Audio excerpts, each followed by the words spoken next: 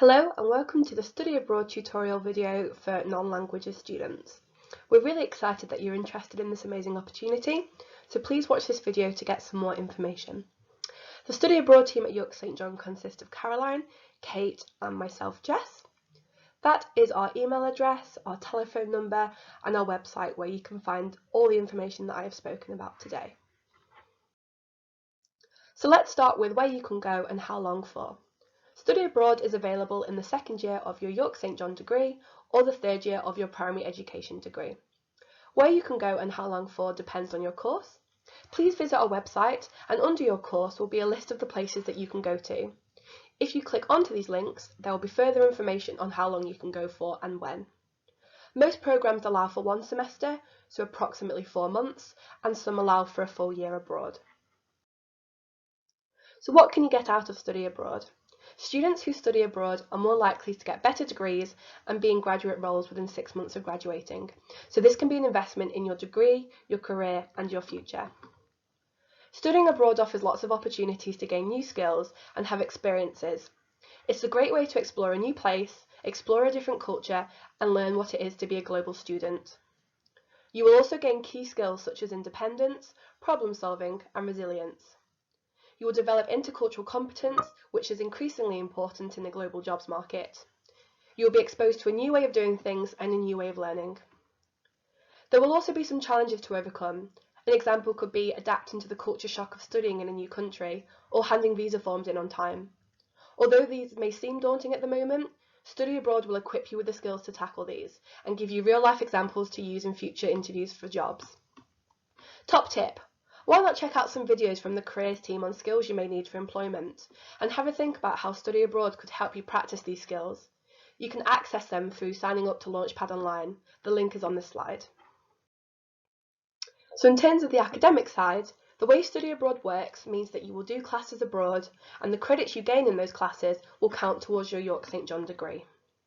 The amount of credits and number of classes you take may differ between countries, but they are all equivalent to a full-time workload at York St John.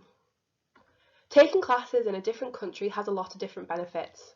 One of the great things is that you will have access to modules that you would not be able to do here. These modules could be specific to that region or specific to the academic's own research.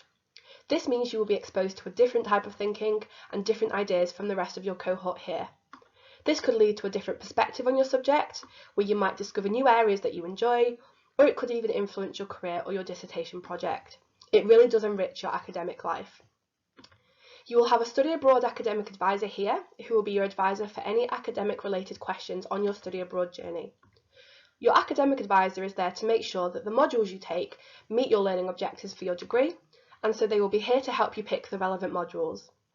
A list of academic advisors can be found on our website under the link on the slide, so please have a look to see who is your academic advisor. Top tip, have a look at the module catalogues for the universities you're interested in, just to get a flavour of what they offer and see what interests you. The great news is we have things in place to help support you financially during your time abroad. As mentioned, if you go for a full year, you will get an 85% reduction on your tuition fees for that year. This applies to home students only. You will get your student finance as normal, just as if you were studying here. Depending on where you go, this could be paid earlier than normal and can cover a lot of your living costs. Student Finance England also offer a travel grant, where you can look to claim back some costs from your study abroad, depending on your household income. Please have a look at the link on the slide for more information. If you go to a non-European destination, you will be eligible for the YSJ bursary. This is £750 that is yours to spend as you wish. If you go to a European destination, then you will be part of the Erasmus Plus scheme. All York St John University students who study abroad in Europe will get between €420 and €370 per month, depending on where you go. Students from households with an annual income of under €25,000 will also receive an additional €120 per month.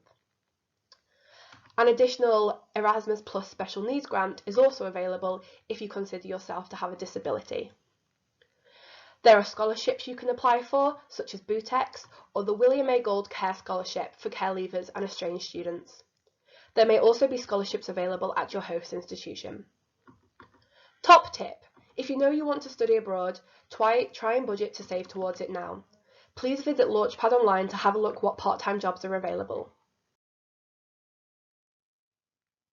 You might be thinking, how much will study abroad cost?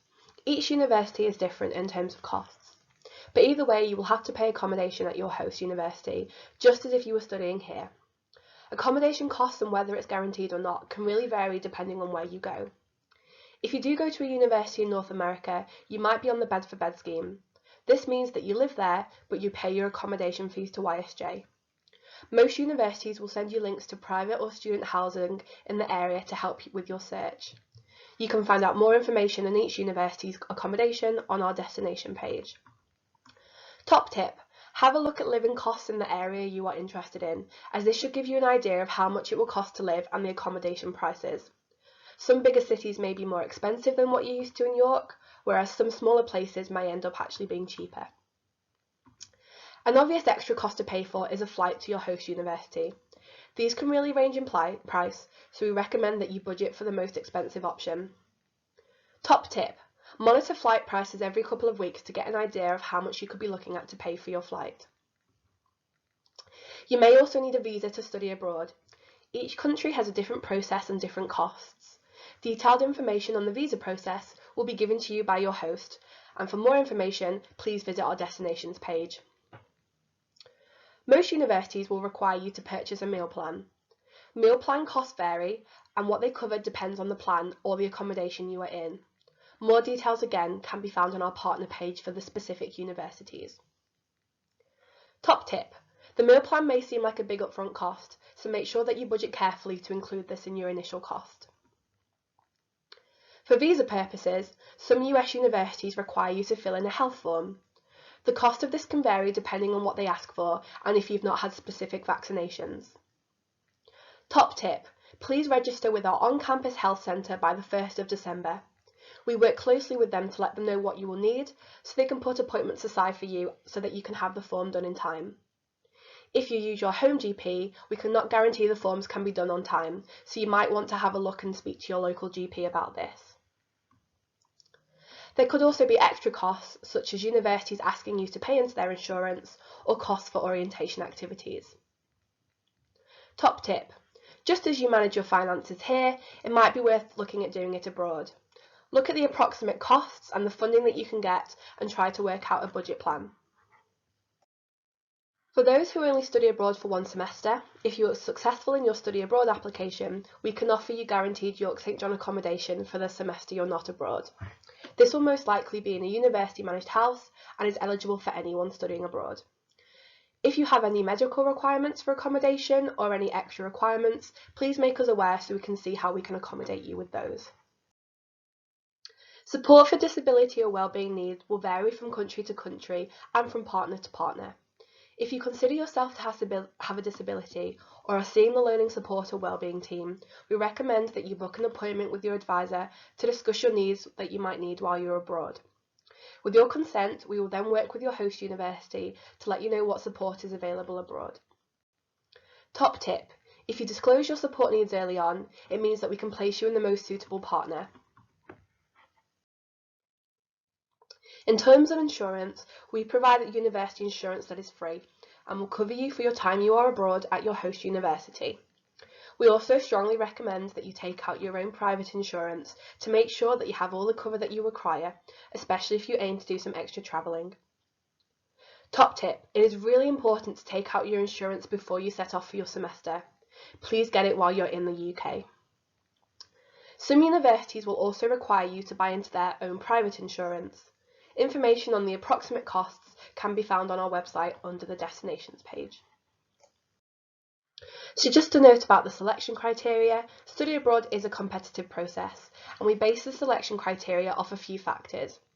We require you to get a 55% minimum average credit weighted mark in your first year, submission of the application form and personal statement by the application deadline, and also an academic reference to support your application.